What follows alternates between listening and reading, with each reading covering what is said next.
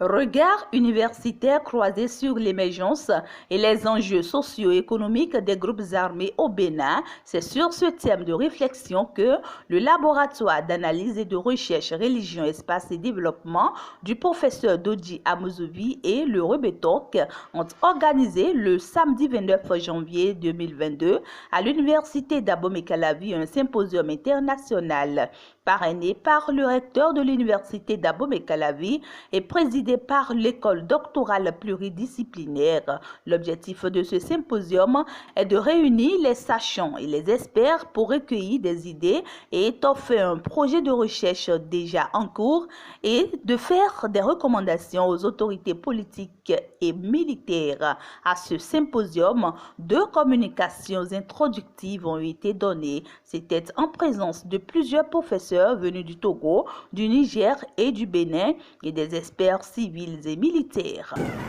Eux-mêmes ne vont pas au front, ils envoient les jeunes au front. Résultat, quand vous avez les armes, quand vous avez comme option la mort et la mort, vous n'avez plus peur de rien. Quand votre âme vous crie, et on vous dit aussi après que quand vous mourrez pour la foi, quand vous allez au ciel, vous avez 40 vierges. Alors qu'au Bénin, vous avez reçu sur la terre ici, en l'absence de ressources financières, vous n'avez pas une vieille. L'État, les jeunes s'engagent sur ces bases. Donc c'est quand on a les armes qu'on bascule, qu'on aboutit au terrorisme. C'est pour cela que je dis que le terrorisme est un processus. Et ce processus est né de l'absence du Mali à ses frontières au niveau du Mali. Et cette absence de Mali à ses frontières s'est ajouté les problèmes ethniques au Mali, où l'administration supporte les agriculteurs comme les éleveurs. Vous allez voir que les plus grosses, le plus grand groupe terroriste, c'est des peuples. C'est ceux qui sont stigmatisés. C'est ceux qui sont toujours opprimés. Dans presque tous les pays aujourd'hui, si un problème peut et agriculteur ici, automatiquement tous les gens qui donnent l'agriculteur. Ou sauf si le peuple met la main à la poche, parce que le peuple a sa banque sur lui. Il n'a pas de banque, c'est son argent sur lui, comme l'a arrêté, vous donne le temps. Donc ce problème est clair. C'est là le fondement du terrorisme. Maintenant, on parle de terrorisme en Afrique de l'Ouest. On parle de radicalisation. Et quand vous êtes radicalisé, que vous n'avez rien, vous allez souffrir, vous ne pouvez rien faire. Mais quand vous êtes radicalisé, que vous avez la chance d'avoir des supports, ceux que nous appelons dans notre jargon les entrepreneurs de violence, alors automatiquement, vous devenez fort. Les groupes armés en Afrique et au Bénin, émergence, manifestation, implication sur la paix et le développement, c'est l'angle abordé par le professeur Baglo. Pour lui, le non-union des pays africains et l'incapacité de la CEDEAO à gérer certaines situations ont fait que les pays tels que le Mali, le Bénin et autres sont attaqués. Une seconde communication introductive donnée par le professeur Bernard Torsoua Trimi a porté sur religion et géopolitique, les enjeux des violences religieuses au Bénin. Nous retenons 4 fonctions essentielles autour de la religion. La fonction explicative, en ce qu'elle permet de pallier au déficit explicatif. Elle nous aide à expliquer ce qui est inexplicable. Et la religion aussi a des fonctions intégratives, en ce qu'elle permet aux gens, aux uns aux autres de s'intégrer dans les sociétés. C'est sur cela même que va se fonder tout ce qui est lié aux violences. On verra ça après. Et puis, la fonction de sécurité. La religion nous sécurise. La religion nous sécurise parce que quand nous n'avons pas de réponse aux questions de l'existence qui se posent à nous, la dernière réponse qui s'impose, c'est Dieu. Et on ferme la bouche, on n'en parle plus. Dieu fait tomber tout, Dieu nous aide à tout, donc Dieu est la réponse à tout, elle nous sécurise. Vous perdez un être cher, vous pleurez, vous dites ne pleurez pas. Là où il est auprès de Dieu, il est sur vous, taisez-vous, et si vous pleurez, vous faites mal. Et puis la religion aussi a une fonction de régulation, en tant qu'elle permet de réguler le social. L'aspect anomie qui est du désordre social, l'absence des règles, est modelée, elle trouve sa solution quand la religion rentre en jeu. Alors donc la religion a des fonctions et la société ne peut pas se passer de la religion. Alors, mais il y aura un écueil, l'avènement de la modernité, la rationalité. Quand la rationalité va être convoquée dans la sphère de la vie sociale, la religion va perdre de son emprise et la société va prendre force. C'est ce que nous appelons le désenchantement. La religion qui était l'alpha et l'oméga va être battue en brèche par les sphères de la rationalité, parce que c'est la course au réel, la course au pragmatisme. La religion n'est que idéalisée, mais la rationalité nous amène à faire un peu à tour de dos à la religion pour avancer, pour faire le concret. Quelques personnalités politiques présentes à ce symposium ont fait leur appréciation sur les différentes communications données. Nous devons, dans nos États, faire en sorte que nous évitions des situations d'exclusion sociale. Vous savez, dans nombre de pays, quand vous essayez d'analyser les processus d'émergence des mouvements terroristes et consorts, en tout cas pour ce qui concerne l'Afrique au sud du Sahara, on remarque qu'à la base, c'est moins la religion qui est primordiale que les problèmes sociaux, d'accord, que vivent certaines fractions de la société. Quand vous prenez Boko Haram, c'est parti des questions d'exclusion sociale ou professionnelle à l'endroit de ceux-là qui ont eu une éducation arabophone ou islamique dans la société nigérienne pour lesquels l'État n'a pas prévu des circuits d'insertion.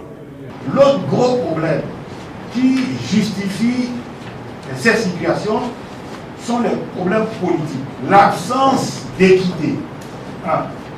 La deuxième chose, je prends le cas du Nigeria voisin. Le terrorisme violent a été implémenté par le système politique dans les querelles Yoruba et autres du Sud et l'alliance Aoussa Foulani. Je suis béninois, fils de Foulani, et je sais de quoi il s'agit. Donc, quelque part, quand vous parlez avec les Nigériens aujourd'hui du Sud, ils sont malmenés. Il y a une organisation au sein des forces armées nigérianes, je suis désolé de le dire, qui entretient l'arsenal de ces communautés qui ne sont pas les plus démunies au Nigeria, malheureusement.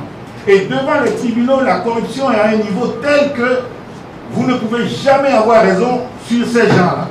Nous avons également l'intention des pays développés de garder la main. Et tout est parti, par exemple, parce que c'est un autre aspect, en 90, à l'approche de la des conférences nationales, pour l'uranium, deux groupes français ont investi l'équivalent de 50 milliards de nos francs actuels pour soulever les populations contre les régimes démocratiques. C'était les premiers soulèvements Touareg et autres. Le professeur Dodi Amouzovi du département de la sociologie-anthropologie, président du comité d'organisation du symposium tout ému et reconnaissant, fait la synthèse des échanges. Avec les organisateurs, on échangeait tout à l'heure et puis il y a un mot qui revient constamment. L'exercice auquel nous avons convié, nous sommes allés 10 000 fois au-delà de nos attentes, au-delà de nos espérances. La richesse, la profondeur et l'importance des pistes ouvertes, des propositions faites, des réflexions menées, nous ne nous attendions pas à cela. Et je voudrais qu'avec la permission du président du Présidium, nous puissions pour une fois nous autosatisfaire d'avoir fait un très grand pas de géant en nous applaudissant nous-mêmes.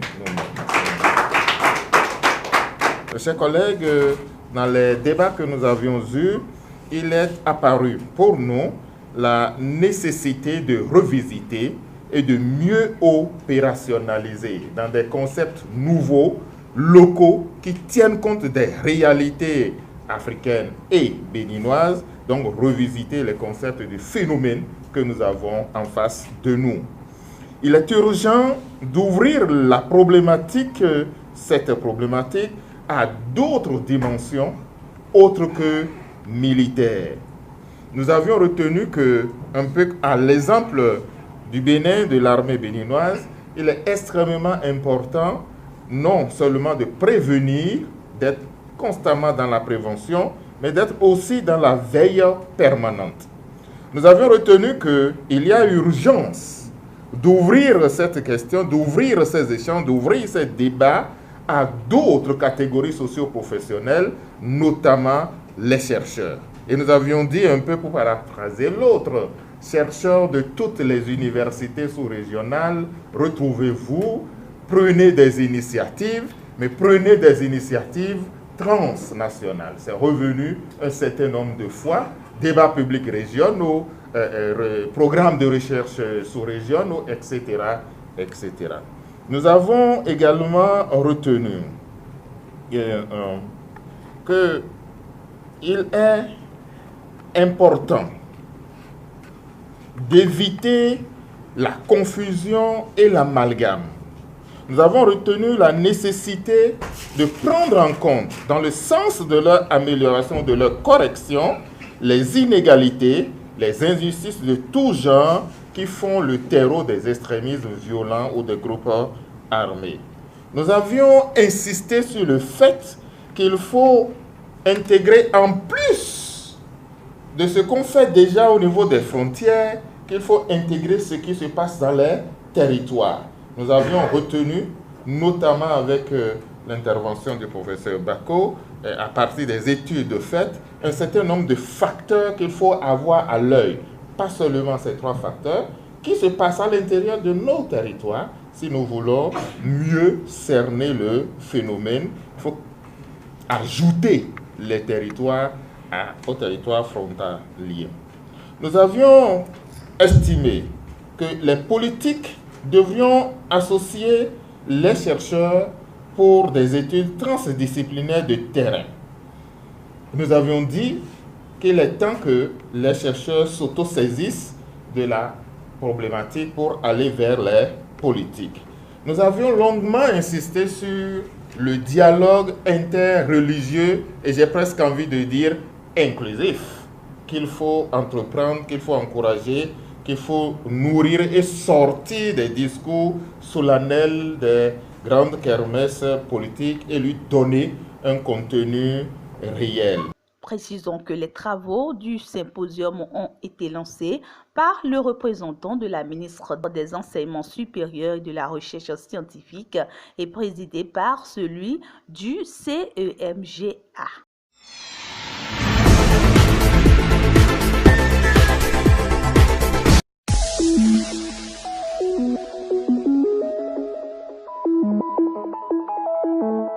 Je suis mécanicien auto. Depuis que j'utilise l'Ulla Moteur Royal pour mes clients, ils sont satisfaits.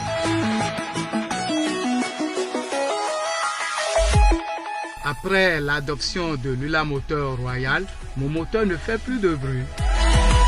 Royal, le lubrifiant fait pour la durabilité de vos moteurs, disponible partout.